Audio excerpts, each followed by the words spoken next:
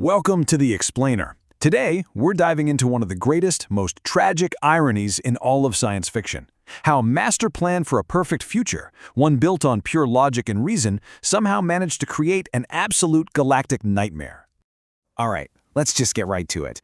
The entire foundation of the Imperium of Man, that sprawling, fanatical empire we all know, is a complete and utter betrayal of what its founder actually wanted.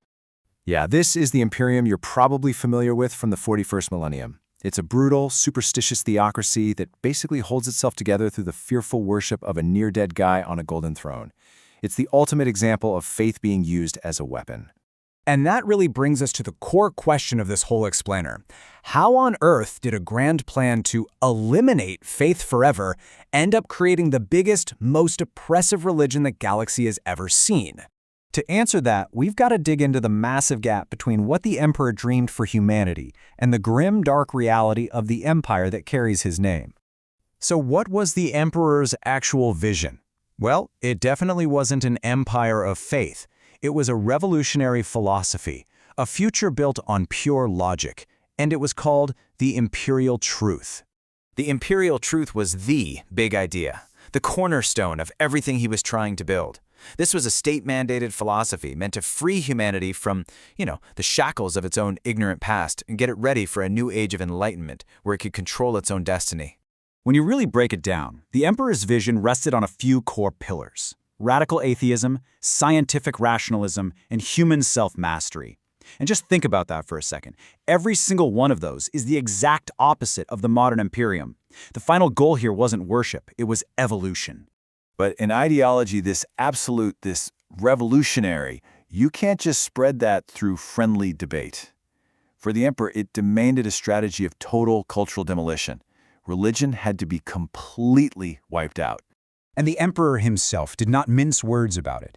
To him, religion wasn't just misguided, it was a poison. It was an anchor holding humanity back, and it had to be cut away, violently if necessary. Now, this wasn't just mindless smashing. No.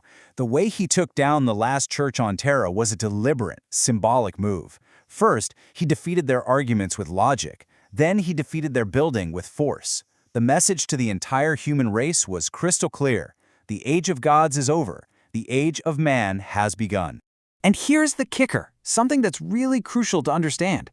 The Imperium itself, this vast galaxy-spanning empire, was never meant to be the final product. It was just a tool, a temporary scaffolding, really, designed to unify humanity and protect it while it evolved into something much, much greater. Okay, and this is where we get to the absolute tragic heart of the story.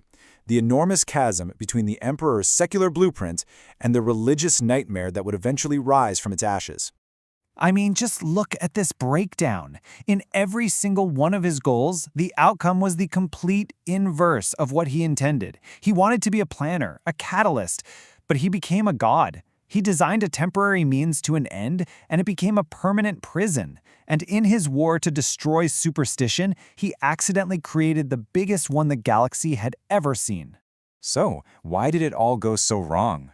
Well, it seems that by violently ripping down every old faith, he created a spiritual vacuum. Human psychology, it turns out, just craves meaning. It craves something to believe in. And into that empty space stepped a new, impossibly powerful icon, the Emperor himself.